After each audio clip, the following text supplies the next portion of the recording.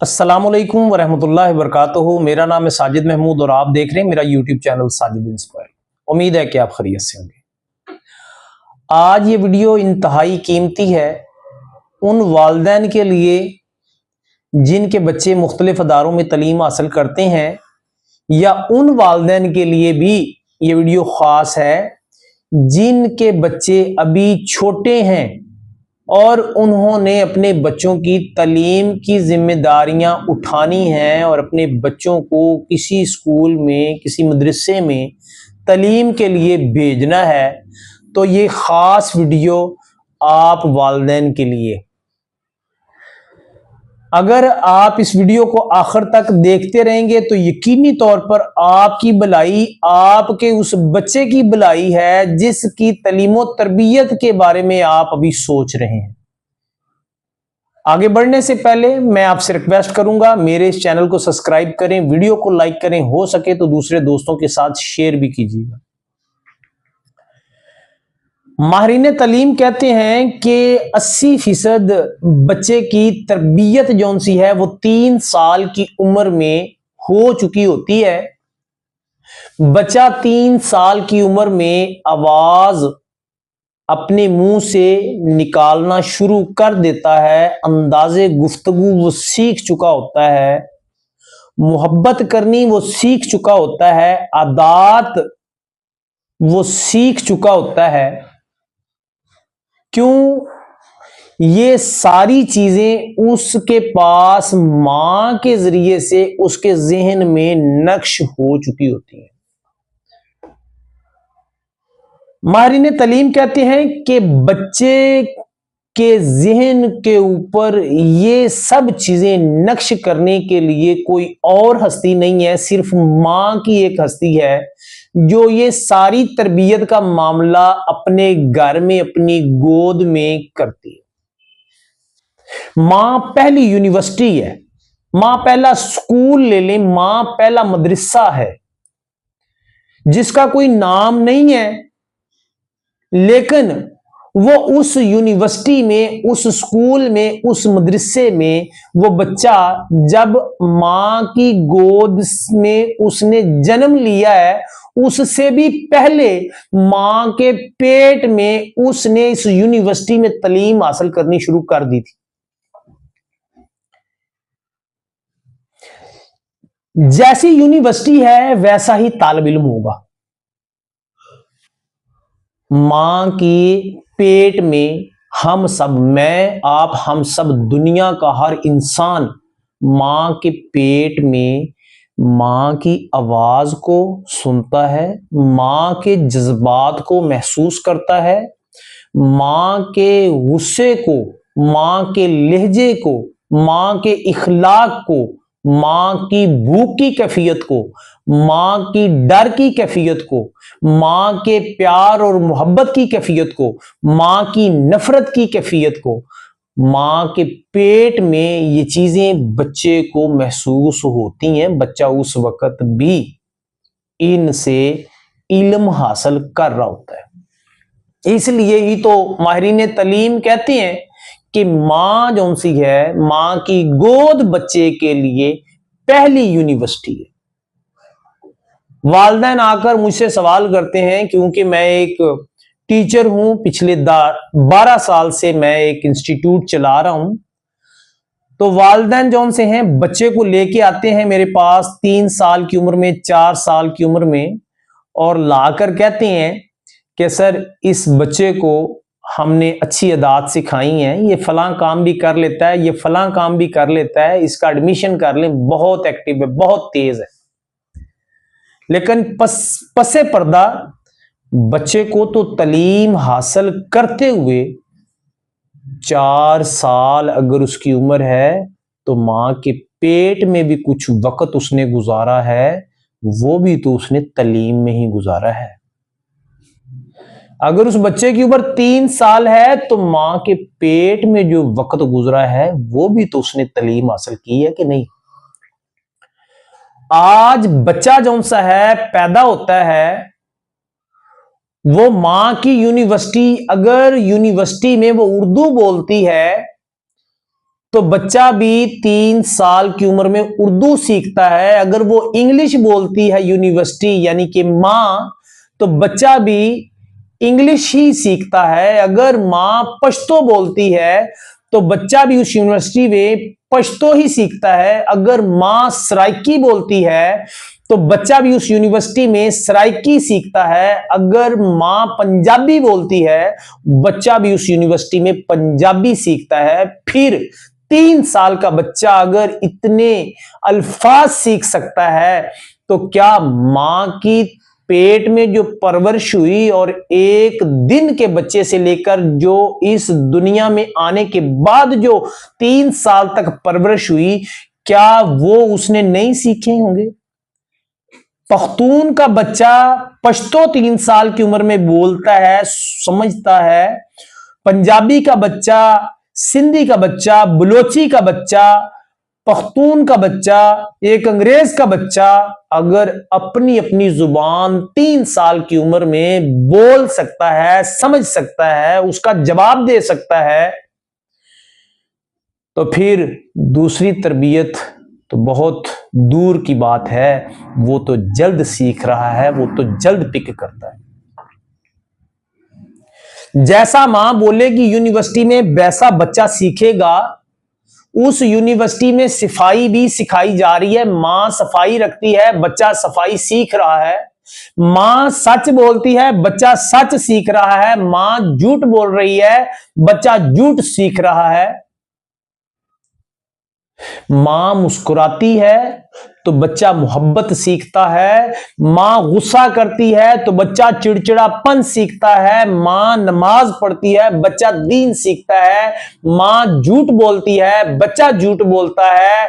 सच बोलती है तो बच्चा सच सीखता है। मां धोखा देती है तो बच्चा धोखा देना सीखता है।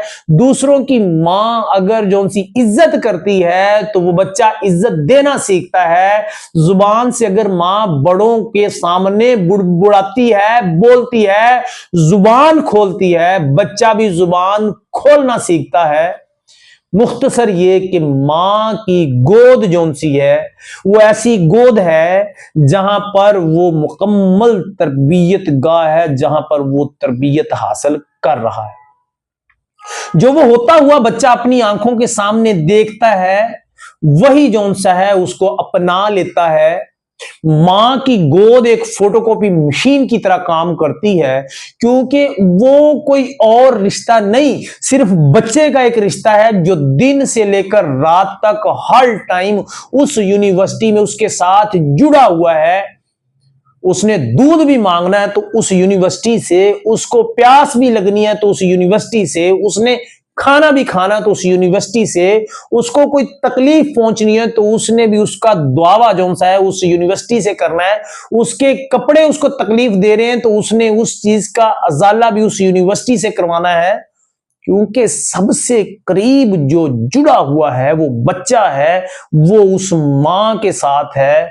फिर वो मां उसकी ट्रेनिंग सेंटर क्यों नहीं, मैं ये कहूं कि सारी की सारी तालीम का आगाज मां के पेट से और 3 साल की उम्र तक कंप्लीट हो चुका होता है। तो इसमें कोई शक नहीं है, स्कूल तरबियत नहीं करते, स्कूल जो उनसे हैं, जो मां ने ट्रेनिंग दी होती है उसमें मजीद बेहतरी लाने के लिए कोशिश करते हैं। यही वजह है कि मुख्तलिफ घरानों के बच्चे मुख्तलिफ तरबियत लेकर मुख्तलिफ माओं की यूनिवर्सिटी से परवरिश पाकर तो वो जो उनसे हैं वो मुख्तलिफ स्कूलों में पहुंचते हैं। स्कूल जो उनसे हैं उन तरबियत को मजीद बेहतर बनाने के लिए एक कदम उठाते हैं, जो उसको बेहतर बनाने के लिए अपनी तबोदो और कोशिश जो सी है वो स्टार्ट कर देते हैं। पैदाइश से पहले बच्चा जो सा है वो मां का लहजा कैसा है वो सीख चुका होता है। माँ के अल्फाज कैसे माँ बोलती है, पश्तो बोलती है, पंजाबी बोलती है, इंग्लिश बोलती है, क्या बोलती है, बच्चा समझ चुका होता है। आवाज के उतार और चढ़ाव को माँ के पेट में बच्चा जो सा है वो समझ चुका होता है। ये गलत है, ये ठीक है, ये माँ बताती है। ये अच्छा अमल है बेटा, ये बुरा अमल है, ये माँ बताती है। अगर माँ ये सारी ट्रेनिंग अपनी खुद अगर अच्छी करेगी तो बच्चे की तरबियत भी अच्छी होगी। स्कूल का काम सिर्फ इस तरबियत को मजीद बेहतर बनाने के लिए कोशिश करना। अब चंद बातें मैं आपके सामने रखना चाहता हूं। अगर आपने इन मेरी बातों को, इनका वजन चेक करना हो, आप अपने घर में, अपने मुआशरे में आप चेक कर लीजिएगा। आपको ये मेरी बातें 100% जौन सी फिट नजर आएंगी। जो मैंने आपको इस वीडियो के शुरू से लेकर अब तक बातें की हैं, इंशाल्लाह ये जो बातें अभी बताने लगा हूं ये उनको सच साबित करेंगी। और इन बातों को आप तकड़ी के पैमाने में तोल के वजन करके देख लेना। यकीनी तौर पर आप जौन सा आश्वास कर उठेंगे कि वाकई सर आपने बिल्कुल सही बात की। मां घर की सफाई रखती हो, बच्चा घर को साफ सुथरा रखेगा मां की गैर मौजूदगी में भी। बेटा होगा या बेटी, बेटियों के ऊपर इसका इंपैक्ट ज्यादा जाता है। आप ये आजमा के देख लीजिएगा कि अगर मां घर का काम काज, कमरे की सफाई रखती है, बेटी उसके नक्शे कदम पर चलती हुई वो भी साफ सुथरा माहौल रखेगी।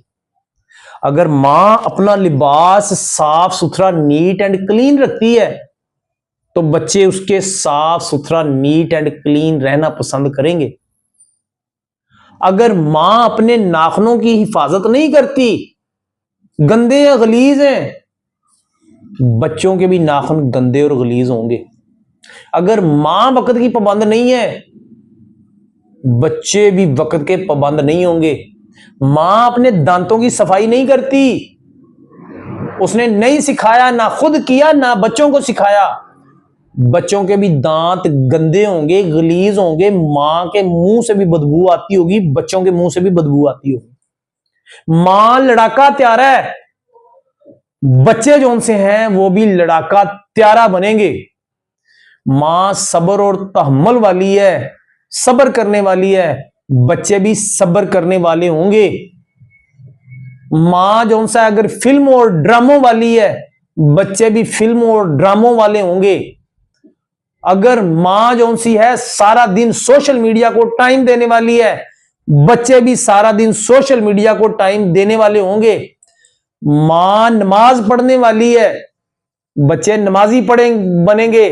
मां कुरान पाक पढ़ने वाली है, दीनदार खतून है, बच्चे जो उनसे हैं वो दीनदार बनेंगे, नमाज पढ़ने वाले बनेंगे।